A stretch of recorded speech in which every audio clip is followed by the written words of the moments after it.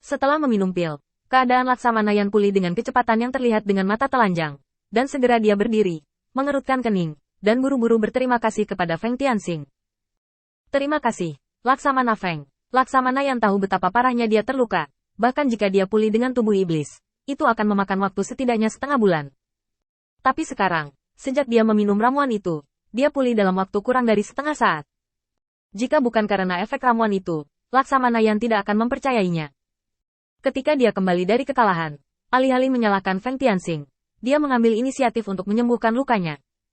Perlakuan seperti ini membuat Laksamana Yan merasa mengikuti Feng Tianxing bermanfaat, terutama setelah mengungkapkan kesetiaannya dan timnya yang tegas.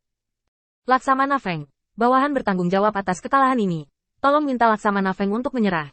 Waktu kata-kata Laksamana Yan sangat cerdik.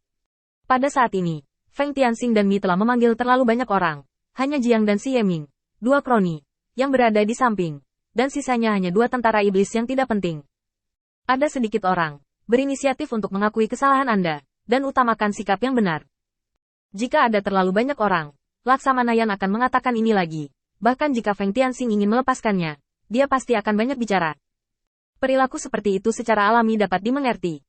Kekalahan Laksamana Yan kali ini bukanlah kesalahanmu, tetapi kesalahan umum dari semua Laksamana dan iblis dalam kognisi. Merupakan hal yang baik bahwa kamu memperluas wilayahmu di bawah perintahku dan menggunakan kekalahanmu untuk mengingatkan para Laksamana ini. Dan hanya kerugian dengan 200.000 setan. Apakah saya kekurangan tenaga itu? Kembalilah dan istirahatlah dengan baik. Meskipun aku tidak akan menyalahkanmu, kamu masih perlu hukuman atas nama.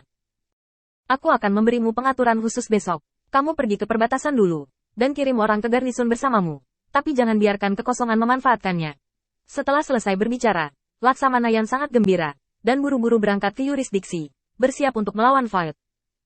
Kata-kata Feng Tianxing cukup jelas. Sekarang dia pasti akan menderita hukuman. Tetapi di masa depan, dia pasti akan memiliki kesempatan untuk menebus kesalahannya. Dan ketika dia melanjutkan posisinya saat itu, dia akan dapat membungkam semua orang. Mulut. Laksamana Yan diam-diam bersukacita, mengucapkan selamat tinggal dan pergi. Wajah Feng Tianxing serius, dan dia menoleh untuk melihat Xie Ming dan Jiang yang ada di sampingnya. Kali ini, ada 8 Void yang menyergap Laksamana Yan. 8. Saya khawatir nomor ini telah menemukan anomali di sini. Anda harus lebih berhati-hati dalam tindakan Anda di masa depan, dan jangan sampai tertangkap oleh Void. Laksamana Yan beruntung tidak pasti ada keberuntungan seperti itu. Hati Xie Ming sedikit berkedut. 8 kekosongan? Jiang terdiam sejenak. Bagaimana kalau aku memindahkan iblis yang telah tergabung di kota utama? Pokoknya, jumlahnya ratusan ribu. Seharusnya tidak sulit untuk menangani 8 kekosongan ini. Feng Tianxing hanya menggelengkan kepalanya.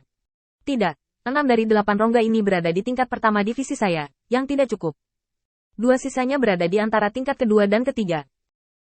2 rongga ini adalah ancaman kali ini, dan akan terungkap terlebih dahulu. Kartu Hall bukanlah ide yang bagus. Jiang hanya mengangguk. Oke, kalau begitu aku akan mengikuti pengaturanmu. Bagaimanapun, jika kamu membutuhkan tim ini, katakan saja padaku. Aku akan kembali dan memberi orang-orang ini pelajaran yang baik terlebih dahulu, dan mempertajam semangat mereka. Aku mungkin tidak punya waktu di masa depan. Feng Tianxing mengangguk dan melihat Jiang pergi. Di sisi lain, Xie Ming jelas tidak memiliki ide yang jelas, dan berdiri di sana dengan bingung, sedikit bingung. Feng Tianxing meliriknya sebelum berbicara. Kamu pergi dan atur tenaga untuk bersiap. Para Laksamana yang tidak membawa iblis besok akan diturunkan. Dan kemudian pasukan akan bersiap untuk pergi ke yurisdiksi Laksamana Yan untuk membantu menjaga dari kehampaan. Setelah menerima nasihat Feng Tianxing, Xie Ming bertindak cepat. Namun, Feng Tianxing tidak akan peduli dengan kekurangan kecil ini. Setidaknya Xie Ming adalah seseorang yang bisa dia percayai dalam arti sebenarnya. Dan yang semula berada di posisi ini sudah memastikan hubungannya dengan keluarga Kedo.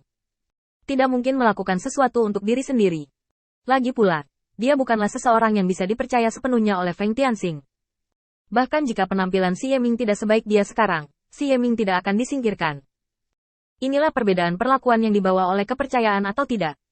Setelah berurusan dengan bawahannya untuk sementara, Feng Tianxing jatuh ke dalam pemikiran jangka pendek lagi. Sekarang dia telah muncul di keluarga Ke. Dia telah menerima perhatian Ke dan dia hampir secara diam-diam menyetujui permintaan pernikahan, yang semuanya telah mendorongnya ke posisi yang sangat tinggi. Dan posisi ini, Feng Tianxing saat ini masih belum stabil. Belum lagi Kedan sudah mencapai Venerable Realm. Bahkan para pemimpin muda dalam keluarga setidaknya berada di Rebirth Realm. Dan yang terburuk adalah Cocon Transformation Realm. Tidak peduli bagaimana Anda melihat kekuatan ini, itu menekan Anda. Tidak peduli bagaimana Anda menjelaskannya dari sudut manapun, selama mereka mau, mereka bisa datang untuk mengambilnya. Begitu kesempatan diambil, mungkin seseorang akan mengungkapkan semua hal sepele, terutama masalah tentang Feng Ming.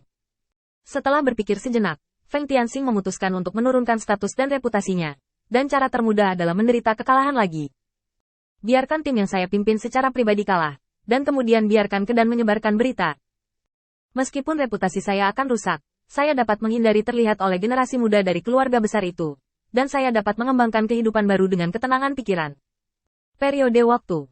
Kerugian melakukan ini adalah bahwa kekuatan Feng Tianxing sendiri, kekuatan besar yang dibentuk untuk melawan kehampaan, dapat jatuh ke dalam situasi genting karena kekalahannya kali ini. Di bawah premis menjaga kedua belah pihak, Feng Tianxing membutuhkan rencana yang sangat berani. Sebuah rencana yang dia gagal di permukaan tetapi tidak. Hanya saja kekuatan di bawahnya telah dipilih untuk jangka waktu tertentu, dan bahan yang tersisa sangat sederhana, dan Feng Tianxing tidak perlu menahan diri dalam melakukan sesuatu.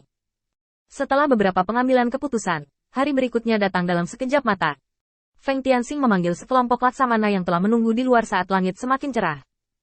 Melihat para laksamana ini, sudut mulut Feng Tianxing sedikit terangkat. Pernahkah kamu mendengar berita tentang kekalahan pasukanku? Sekelompok laksamana menggelengkan kepala mereka dengan cepat. Apakah mereka tidak tahu apa arti Feng Tianxing?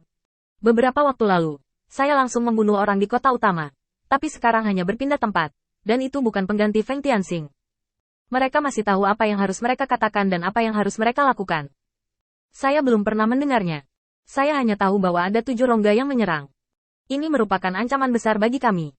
Laksamana Feng perlu menghemat kekuatannya untuk menghadapi 7 rongga ini.